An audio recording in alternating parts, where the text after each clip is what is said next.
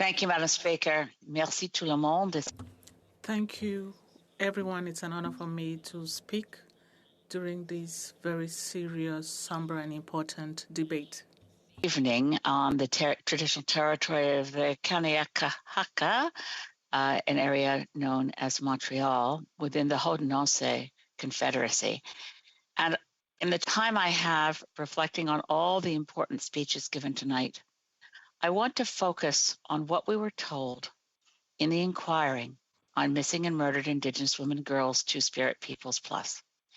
The honorable member for Northern Manitoba just was mentioning that we have, in looking at this debate, a question of what have we done in relation to those calls for justice.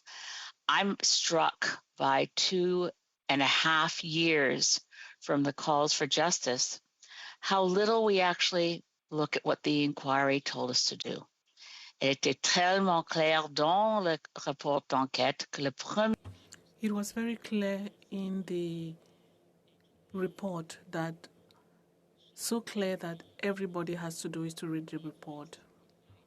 The instructions we received sitting in the Great Hall of the Peoples in the Museum of History on that crowded June day, receiving this very important report. The commissioner said, every Canadian, please read it.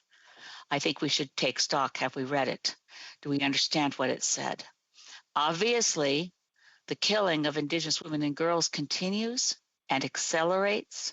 The recent killings and the charges laid in Manitoba, in Winnipeg, the 4 women killed in that serial killing reminds us, if we didn't need reminding before, that we have not responded to the report of the inquiry of missing and murdered Indigenous women and girls. What did they tell us to do? Read the report, accept that this is a genocide, and move on to actually implement the recommendations. Let me just refer to a few of those recommendations that we fight for, many of us in this place, every day. One of the recommendations of the inquiry was to bring in a guaranteed livable income to eradicate poverty.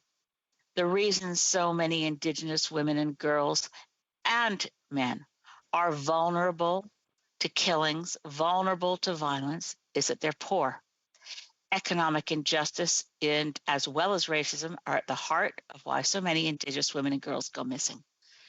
The inquiry called for justice, bring in a guaranteed livable income.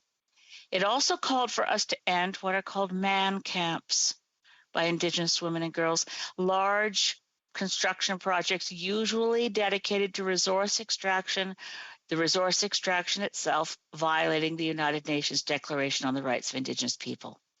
And the man camps. I know it's been controversial, and people who work in those industries say, oh, we don't paint us all as violent criminals. No, but recognize that proximity to large camps full of workers and men who are away from their families, subject themselves to trauma and addiction, and in conditions that lead to the increased vulnerability of Indigenous women nearby.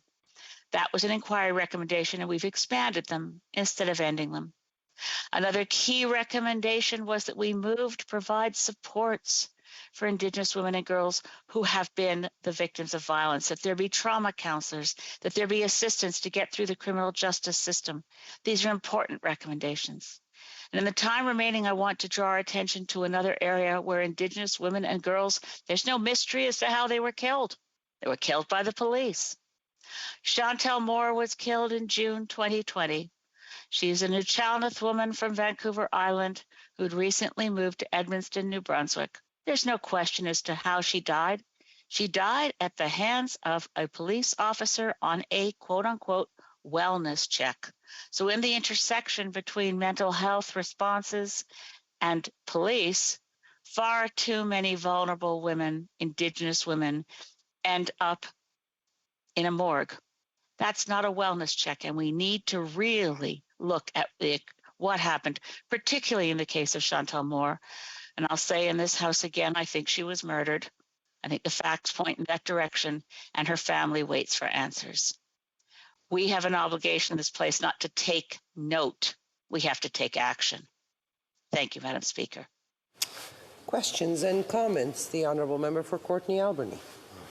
And I really appreciate my friend's speech, and I appreciate her, who knows fully well that I live in New Channel Territory and I represent the Tloquit people here in Parliament, Madam Speaker, and I bring their voice here. And I'm grateful that she talked about Chantel Moore, the late Chantel Moore. And the fact of the matter is that there was an independent investigating officer team that came in from Quebec with no Indigenous representation to her death when she was shot by police. Lisa Marie Young, still missing for 20 years, a Tloquit member in Nanaimo, Madam Speaker.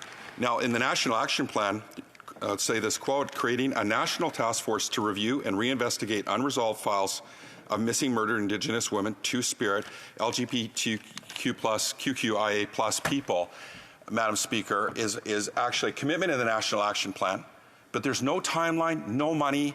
They haven't acted on it. Can my colleague speak about the importance of an action plan, not just for these two unresolved files, but for the women that were just stolen through this genocide that's taking place in this country, Madam Speaker, from Winnipeg?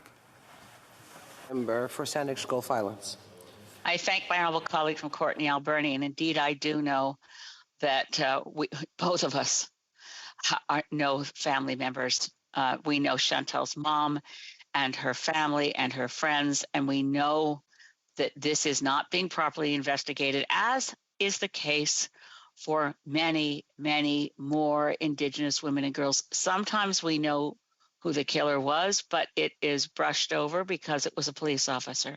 Sometimes we don't know, and we can only conclude from the lack of attention to it. I mean, I don't want to criticize policing in Manitoba. It was in the span of a year that we now believe that 4 women were murdered by the same man. We don't know for sure, but we can make educated guesses that had those 4 murders of young women been white women, we might have seen more warnings, more action to take on the bits of clues and evidence that suggested the same man had committed all the crimes. The Honourable Member for Calgary-Nose Hill. Madam Speaker, and thank you to my colleague for her speech. I wanted to also raise an issue that I believe my colleague from Hamilton raised. I am really haunted by the thought of these families of these women having to deal with the remains of their loved ones in a landfill. And if my question or my comment to try and express that, because words matter, caused any harm, I unreservedly apologize and retract that. But I think we should be haunted by this fact. I think that we should be haunted and concerned and disturbed that these women are in landfills. I wonder if my colleague could comment on some of the recommendations that my colleagues have made earlier tonight about looking for ways to remedy and provide closure to the family given the situation and the location of the remains. Member for Saanich Gulf Islands. From the bottom of my heart, I want to acknowledge the courage of what the member for Calgary-Nose Hill just did. It's all too rare in this place to apologize for words, especially when they were meant, as the Honourable Minister noted, from a good place. But it is appalling that the landfills remain open. I hear the voices of the daughter of Morgan, of the families of Mercedes, and people saying, look, stop putting garbage there at least. Let us find a way to find the remains of our loved ones. We already have the loved ones, the children that were stolen over so many years in the residential school system, those children still underground. We have to acknowledge the grief of families is never resolved through having the remains, but the wound remains far more open when the remains are not available for burial, for respect, and for bringing them home.